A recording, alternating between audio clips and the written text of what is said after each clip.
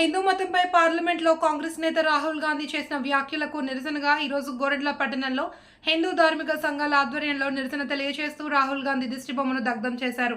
ఈ నిరసన కార్యక్రమంలో మారమ్మ దేవాలయం అర్చకులు దేవస్వామి, బైసాని శ్రీనివాస్ గుప్తా, బీజేపీ నాయకులు బొట్టు శ్రీనివాసులు, బీజేపీ మండల అధ్యక్షులు ఈశ్వర్రెడ్డి, కాటేపల్లి నరేష్, రమ, పావని, రాయల్, ముద్దుకృష్ణ, హరికృష్ణ, శ్రీనివాస్ తదితరులు పాల్గొన్నారు.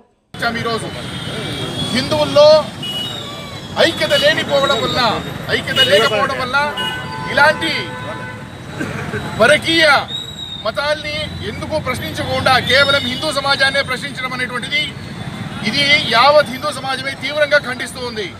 అంతేకాకుండా యావత్ హిందూ సమాజం త్వరితంలోనే ఎంపీ పదవి నుంచి అతన్ని రద్దు చేయాలనేసి రాష్ట్రపతి గారిని మనము సవినమ్రపూర్వకంగా వినయపూర్వకంగా కోరుకుంటున్నాము.